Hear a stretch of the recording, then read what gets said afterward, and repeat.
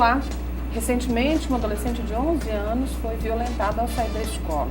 O Tocantins já registrou casos de estupro coletivo. Esses são os temas que serão abordados no programa Sem Disfarce de hoje. Participam com a gente dessa discussão a secretária executiva do SEDECA, Mônica Brito, e também a psicóloga e coaching Samira Brito. Há um perfil de quem estupra mais crianças e adolescentes? Esse perfil muda com base nos estudos que o SEDECA tem acesso? Grazi, a gente evita essa palavra perfil, porque na verdade, se a gente for acompanhar as pessoas que cometem a violência, que também a gente quer superar esse debate do lugar do nome vítima e autor, porque ambos são pessoas e estão envolvidas em situações múltiplas que nós não sabemos quais são os condicionantes que levam à autoria dos fatos, né? Nós temos visto e estudado muito sobre o assunto, em que nos tem mostrado que geralmente as pessoas vítimas de violência, quando não tratado, quando não tem atenção, quando não há responsabilização do autor, ela passa a ser em algum momento da sua vida autora da própria violência que ocorreu com ela. Então hoje não existe perfil. Qualquer pessoa pode ser um potencialmente abusador de crianças e adolescentes. Há também dizer que há uma diferença entre pedófilo e abusador, né? Porque geralmente, principalmente os meios de comunicação, deturpam muito essa história de dizer que todo mundo que é abusador é pedófilo. Se todos fossem pedófilos, era uma situação gravíssima, porque pedófilo é uma doença e muito mais difícil de ser tratado como um abuso sexual. São Paulo, por exemplo, uma repórter foi fazer uma entrevista a um serviço de atendimento às pessoas que cometeram violência, que no Brasil é raro, né? Esses serviços, no Tocantins, por exemplo, não tem. O jornalista foi achando que ia encontrar alguém muito sombrio, alguém com a cara de violento, robusto, com todo um perfil de que, de fato, se a gente olhasse, já ia dizer que aquele era o abusador. E quando ela, no relato da jornalista, ela ficou encabulada. Era o padeiro, era o leiteiro, era o juiz, era o promotor, era o padre, o pastor, pessoas comuns.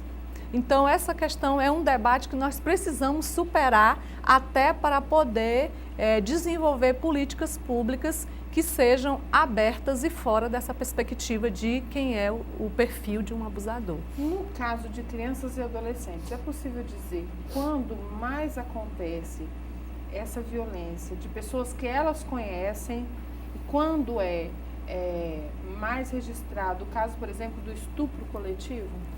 Então, o estupro coletivo, um estudo que foi feito recentemente pelo IPEA, tem mostrado que em 15% dos estupros que ocorrem são feitos por pessoas, por mais de uma pessoa, né? E ele aumenta mais 60% com adolescentes. E desses estupros, né, que ocorrem 24% de crianças, né, isso mostra que o estupro coletivo, a maior incidência é em adolescente. E aí nós temos uma reflexão exatamente dessa relação de poder que nós vivemos, principalmente as mulheres, nós vivemos numa relação de patriarcado, de machismo, e em que o corpo da mulher é tido como coisa, onde nós somos subjugados ao homem. Então toda essa relação de poder, homem, mulher, criança e adulto, cria hoje chamado cultura do estupro, né, que é exatamente essa banalização e essa permissividade do corpo da mulher em razão de todo esse contexto. Não é também dizendo que o estupro não acontece com meninos, né, acontece com todos os gêneros, mas, sobretudo, essa relação de coisificação do corpo da mulher, essa relação patriarcal que existe, ela tem banalizado e naturalizado. Veja, Grazi, nós temos um outro estudo também do IPEA que revelam que 26% da população acha que aquelas mulheres que usam roupa coladas, elas de fato têm que ser atacadas. E pasme, 58% acha que a mulher só é estuprada porque ela não consegue se controlar, porque ela não anda adequadamente, ou seja, a culpa é da mulher. Culpa é da mulher. É possível mudar isso, Samira? É possível, mas é uma visão social. Então, para que alcance a sociedade, precisa mudar o individual, cada um. Cada um precisa agir de forma diferente para que as pessoas, as mulheres principalmente, as crianças, os adolescentes sejam vistos de uma forma diferente e a partir daí sejam tratados diferente também. Então é uma sociedade que precisa ser mudada por meio do individual, não é do social, não é de todo mundo junto, todo mundo de uma vez. É cada um cuidando da sua própria visão, cuidando do seu próprio entendimento de mulher, do seu entendimento de criança e do seu entendimento de adolescente. Por exemplo, a mulher que usa o vestido colado, ela está querendo mesmo sofrer essa violência sexual? Uma adolescente que usa um short curto, que usa um vestido colado também, será mesmo que ela quer? Ou ali é o jeito que ela se sente bem de se vestir? Então essa cultura precisa ser mudada, essa visão precisa ser mudada e isso é possível ser feito, mas cada um precisa trabalhar o seu, ao invés de ficar se preocupando com a forma com que o outro vê, com a forma com que o outro sente, com a forma com que o outro se comporta. Você tem que mudar a sua visão de ver, o seu pensamento, o seu jeito de lidar com as situações. Quando você fala da mudança com relação à criança, que tipo de mudança é essa que você faz? Você está falando, vamos dizer assim, você está propondo? Sim. A mudança na visão em relação à criança é principalmente em relação aos pedófilos, de ver a criança e achar que aquilo ali é um objeto que pode ser usado da forma que eles quiserem, da forma que eles acharem que devem, porque a gente sabe que os casos de violência sexual com crianças são grandes. Isso acontece pela visão errônea do que se diz objeto, que é a criança. A criança ela não é um objeto, a criança é um ser. Ela precisa ali de cuidado, e o cuidado que ela precisa não é esse da violência. Não é esse cuidado que talvez é a única que o adulto sabe dar é por meio da violência. E a gente inclui nisso agressões físicas, agressões verbais, e entra aí a agressão e a violência sexual. Então precisa mudar essa concepção, esse pensamento de que a criança ela precisa de um cuidado para que ela cresça de uma forma saudável e não passar por essa agressão para que ela, por exemplo, aprenda alguma coisa, aprenda a agir, aprenda a calar, aprenda a passar por situações difíceis. Não é dessa forma que ela precisa ser vista. No caso das crianças, a violência maior é de pessoas conhecidas? Então, sim.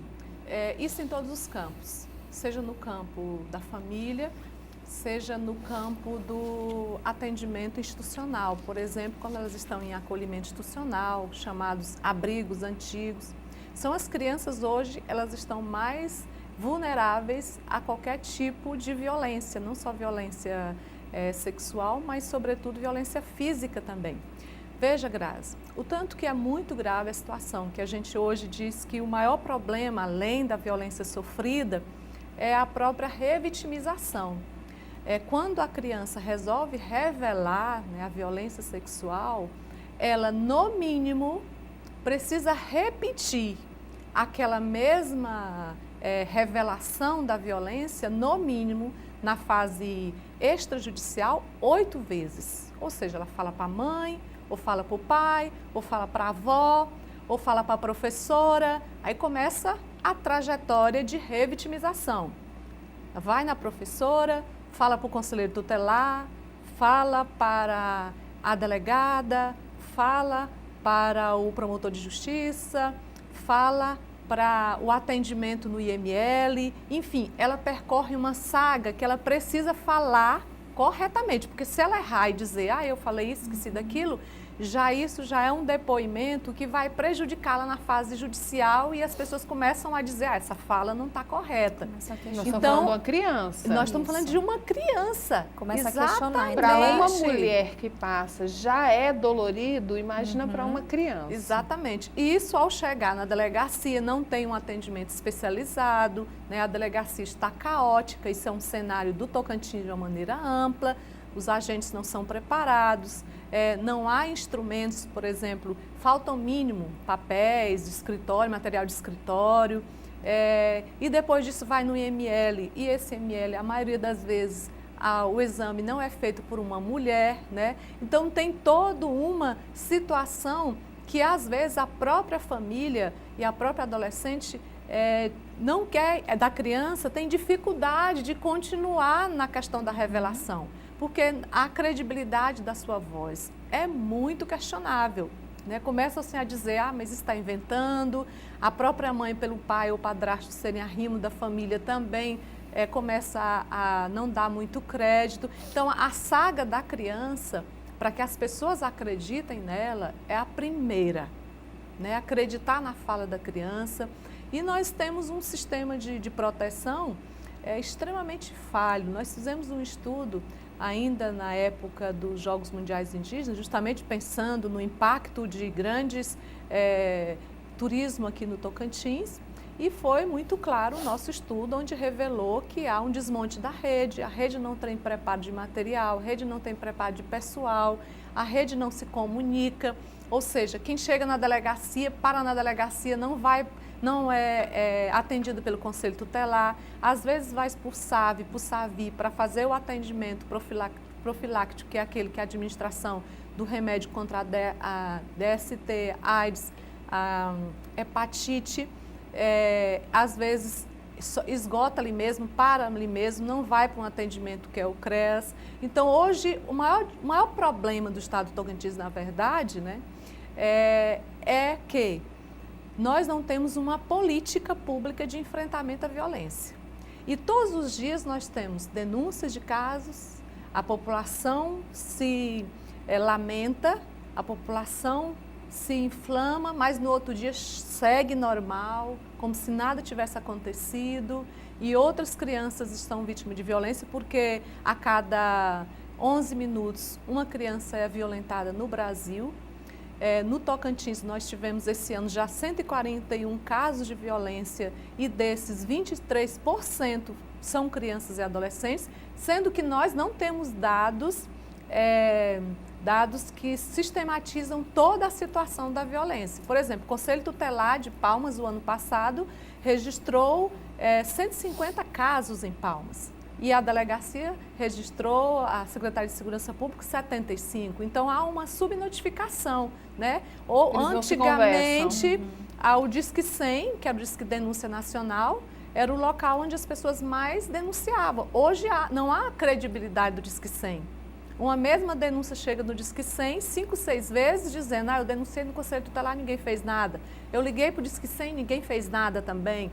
Então, os casos têm aumentado, mas, ao mesmo tempo, nós não temos uma rede e nem financiamento, não tem uma agenda pública, né? Não tem um plano estadual de enfrentamento à violência para dizer de que forma o Estado do Tocantins vai enfrentar, vai montar seu processo de investigação, de responsabilização e de atendimento dessas pessoas que estão em situação de violência. Eu preciso ir para um rápido intervalo. Não saia daí que a gente volta em um minutinho.